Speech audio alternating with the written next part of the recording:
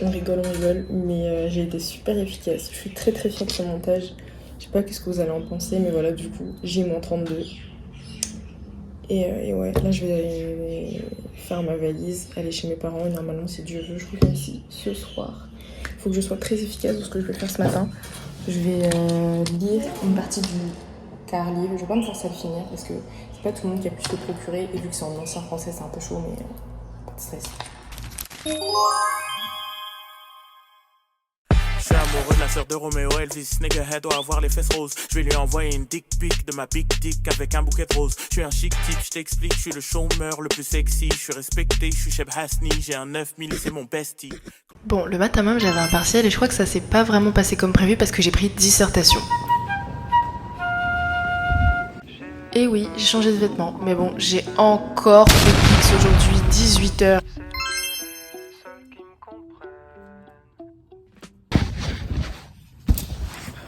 C'est mon temps d'ouvrir les yeux. Hop. Et il lit. C'est incroyable, il ici aussi. Et il fait chaud. Il fait chaud comme s'il était genre 10h.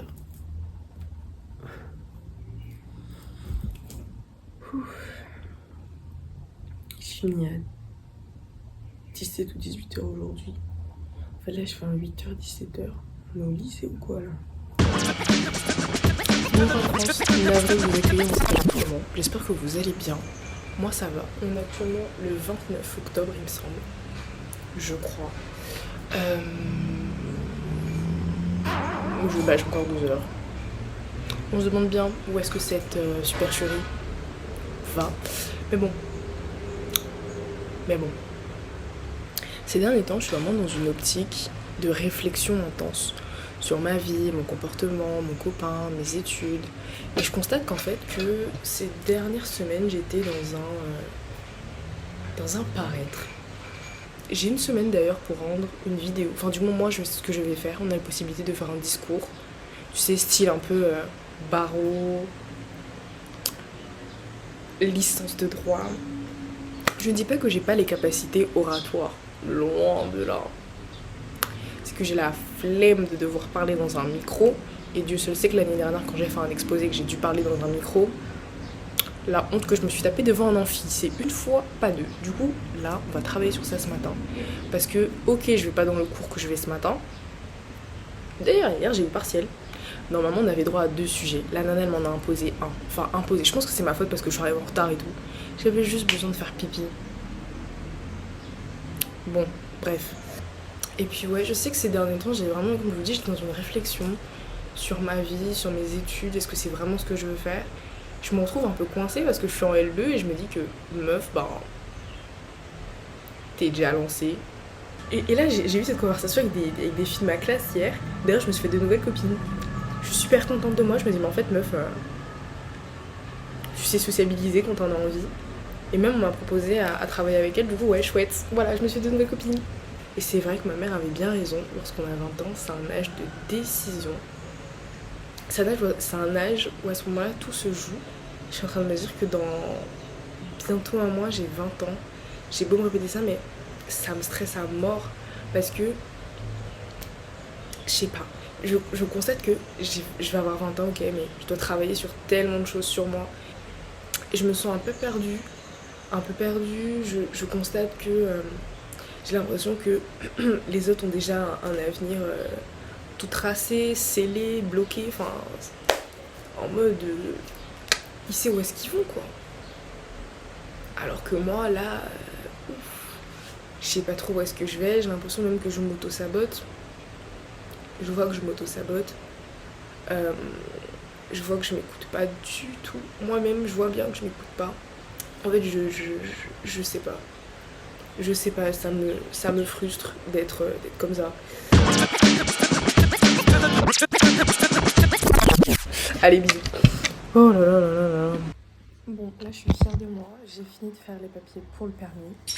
Là, je suis en train de faire le script pour la vidéo. Je trouve que l'idée, elle est giga trop bien. Génial. Moi, j'aime bien. Faut juste maintenant que c'est bien beau d'écrire, d'avoir un peu une inspiration. Faut que je me fasse un mood board aussi. On va faire ça. Je serai jamais comme je l'aime. Je lui ai jamais dit comme je l'aime. Les mots les plus sincères font pas, donc je les effleure avec 2, 3 poèmes.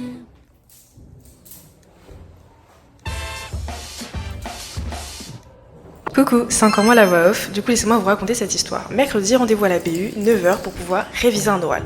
On avait à peu près 3 semaines pour pouvoir travailler sur des textes, y ajouter notre touche. C'est vraiment de la musique corporelle, c'est de l'interprétation de texte. Tout ne s'est pas passé comme prévu, du coup normalement on repasse la semaine prochaine, j'espère que tout se passera très bien. Gustave Flaubert disait « Je suis doué d'une sensibilité absurde. Ce qui rafle les autres me déchire. » Et c'est exactement ça, ce que je ressens. Cette espèce de bouillonnement intérieur, toutes ces émotions, ces pensées qui ne me quittent pas une seule seconde. Cette sensibilité qui me fait pleurer, souvent, en lisant une phrase, en entendant un rire, mais aussi m'effondrer pour une parole. Au quotidien, je me sens toujours en décalage, parfois comme trop, et parfois comme pas assez, jamais d'entre deux. J'ai l'impression de ne pas vivre dans le même monde que les autres. Parce que mon monde à moi est sans nuance, rien n'est gris, la demi-mesure n'existe pas. Tout est fort, extrême, me renverse le cœur, me déchire en deux. Ma sensibilité me transforme en éponge, elle me rend vulnérable, parce que je ressens tout ce qui m'entoure. Je sais voir ce que l'on ne voit pas, ou que l'on ne veut pas voir. Je ressens l'autre, je ressens ses émotions comme si je les vivais pour lui.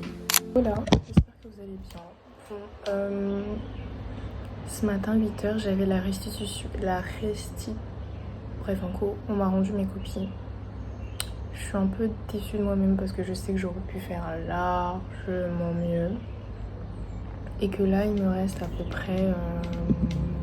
En fait, carrément, je me suis fait un plan pour mieux voir sur quoi est-ce que je devais bosser. Là, par exemple, je sais qu'il me reste théorie, linguistique, littérature des idées, Moodle, stylistique, créole et anglais. Donc il me reste encore 7 épreuves, sans compter les petits trucs que je peux encore gratter, quoi. Donc ouais. Là normalement j'ai Moodle comparatiste, donc du coup c'est en distanciel. Je me repose un peu, j'ai l'impression que ce matin j'ai eu de très grosses émotions, genre. De très grosses émotions. Ouais. C'est... Comment dire ? Lorsqu'on dit que la L2 c'est pas une blague, et ben que c'est pas une blagounette. Foufoune Palace, bonjour. Ouais.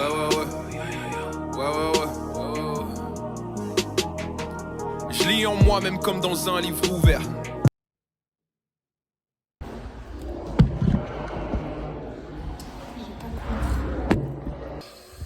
Il était une fois des négros qui se soudèrent.